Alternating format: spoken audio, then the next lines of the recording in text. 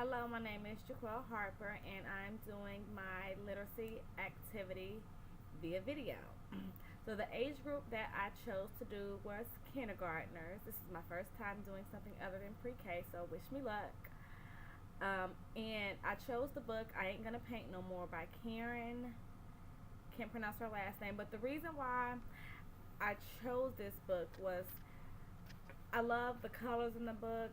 I love the rhyme and rhythm in the book. I really like the book altogether, and I think it's a good story to talk about the beginning, the middle, and the end, because there's not a lot in the beginning, in the middle, and the end. So to me, it makes it easier for children to understand. In the beginning of this book, the boy paints the walls and he gets in trouble by his mom and she takes the paint away. In the middle, he paints his whole body. And in the end, there's no more paint. He says he's not going to paint anymore. So there's not a lot of in between, even though there's some meat in the middle. And another reason why I chose this book, because it helps children, clarify their emotions. That little boy was probably upset at the fact that he couldn't paint no more, and his mom hollered at him. No one likes to be hollered at, and he was probably upset. So the way he expressed his emotion was he's gonna take some red and he's gonna paint his head, and then he's gonna paint his arm and his fingers and his legs and his toes and his back and his stomach, just to express how he felt, because children express themselves through artwork. And I also thought that you could ask children to give, I guess, solutions to his problem. Like, what else could he have done since he couldn't paint it anymore? So that could have been like a conflict resolution thing. I think there were connections with the characters and the children, because they've been told no before, they've been hollered at before. So I think that was able to make a connection. Granted, they wouldn't go and paint themselves to do it, but they could paint a picture of themselves to say how they feel. So I still feel like it was able to make that connection with my lesson plan. I also think that it brings the connection further home. I seen the story. You see the child tried to struggle to stop painting, but he couldn't do it. Just have, some children have problems with self-regulation or things like that, trying to get to that prefrontal lobe, but out of that brain stem, that takes time. And granted, they should have that by now in kindergarten. But I feel like that's one part that the children could also relate to, that struggle and doing right and doing what I want to do. The little boy doesn't respond realistically to what would happen if your mother told you. Hopefully, if your mom told you don't paint no more, you're really not going to paint yourself because you painted the walls or whatnot. It's not realistic, but again, I think it's relatable. I think it's fun. I think that children would think it's funny. It has rhyming words.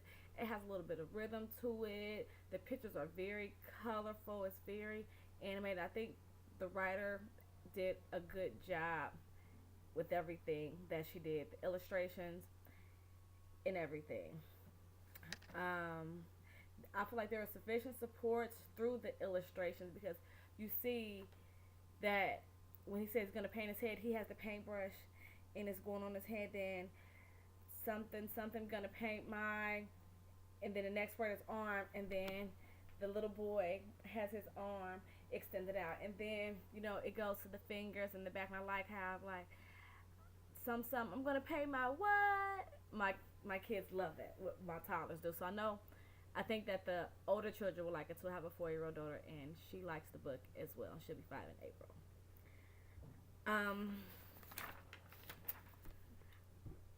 Okay. The story element to be taught. I felt like the plot in the beginning, middle, and end were kind of similar.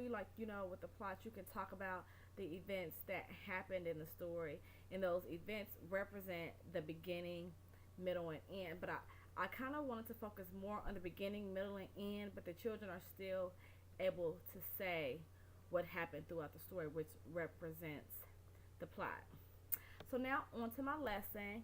I'm going to read the story to the children, and then they're able, I want to have like kind of space in the room, because I'm going to have a big sheet of paper in case if they want to do their whole body, or they just want to trace their arm, or have their friend trace their body, or have their friend trace their head, or they just do their legs or whatnot. I want that to be their choice because it's their story. that they're telling. And my goal is at the end of this lesson, the children will be able to say what happened in the story and tell me what happened in the beginning, middle, and end, because that's what I want them to understand. The standards cover is comprehension and collaboration. It says confirms understanding of text read out loud or information presented orally through other media by asking and answering questions about key details and requesting clarification when something is not understood, and also key ideas and details with prompting and support. Ask and answer questions about key details in the text. And the materials that will be used, of course, it will be the book. The students are also material as well. Large paper, paint, brushes, markers, paint cups, water, soap, the sink, paper towels. So the introduction, before I actually read the book, I'm going to have sequencing puzzles out that have what you do in the beginning of something, the middle, and the end, just to kind of see where they are with understanding the beginning, middle, and end. Then after that, I'm just give them a few minutes to do that. Then I'm gonna come to the front, let them know like, hey, you guys, I got a book for you guys to read. I ain't gonna paint no more. It's by Karen. I wish I could pronounce her last name. Beaumont, I believe, by Karen Beaumont. Okay.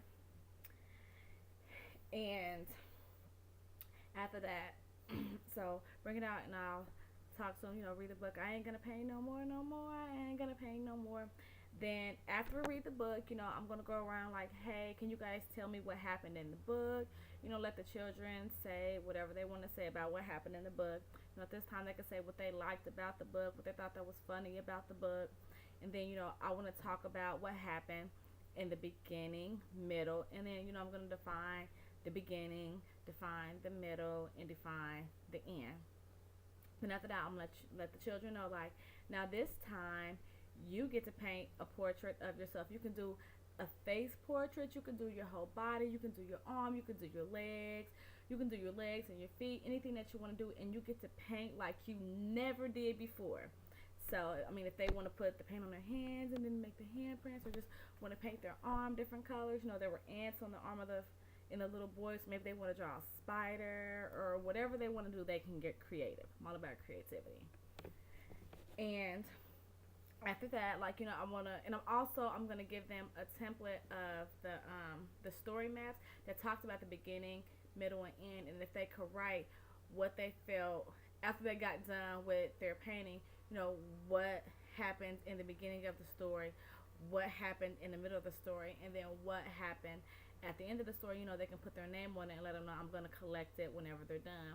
And then after they're done with the activity, the cleanup, wash their hands, rinse off their paintbrushes, put everything back where it belongs, and then hang their artwork up. Then I'm going to check for understanding. I'm going to ask, the questions like, what do you feel happened in the beginning of the story? And then I'm going to have the template of the story maps as well. Then I'm going to say, like, based on what the children say in their correct answers, I'm going to say what happened in the beginning of the story. I'm going to say what happened in the middle, what happened in the end, At the beginning of the story, the little boy was painting the ceilings, and he got caught by his mom, and she took the paint away and said, you ain't going to paint no more. Then in the middle, he got the paint, and he ended up painting his whole body. And then at the end, he didn't have any more body to paint, and he was done. Capiche? Plain and simple.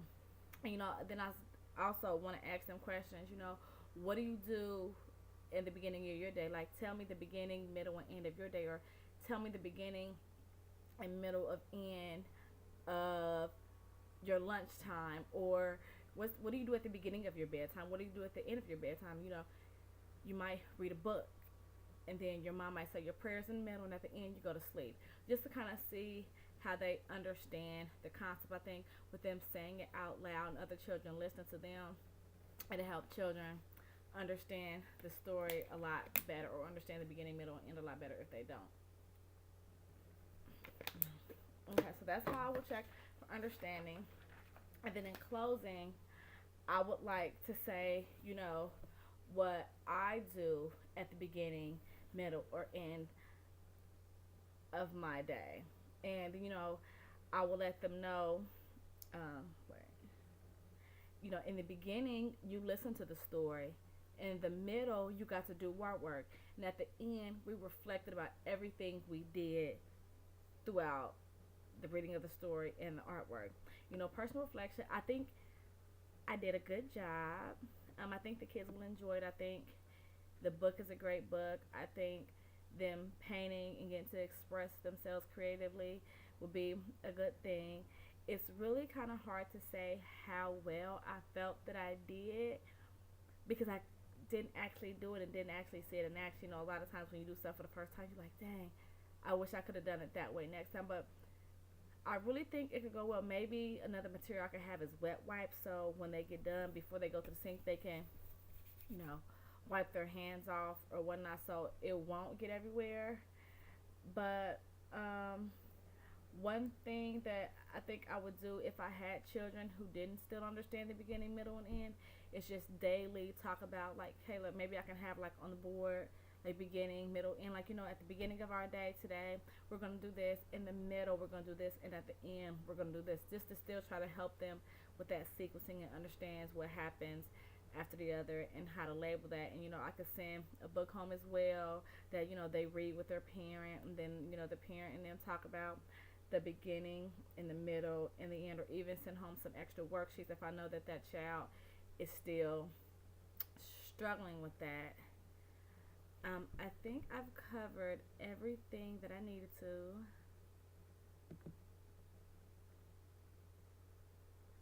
I would like to thank you for listening. I hope that I did well. And wait. Oh, I guess a closing summary that explains the guidelines.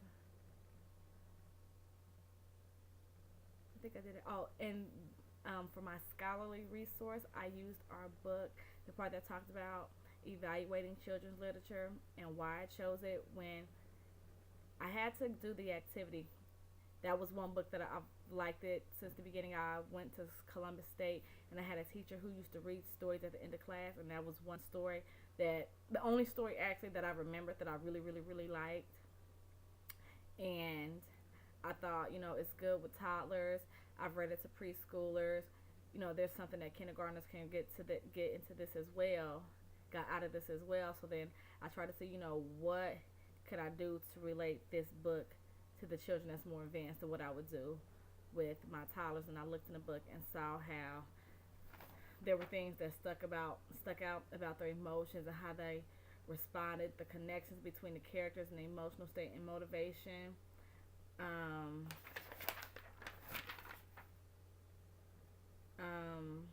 And also talk about how a good book doesn't have to necessarily make sense, but when it engages you, and it, like Harry Potter doesn't make sense, but it definitely engages me.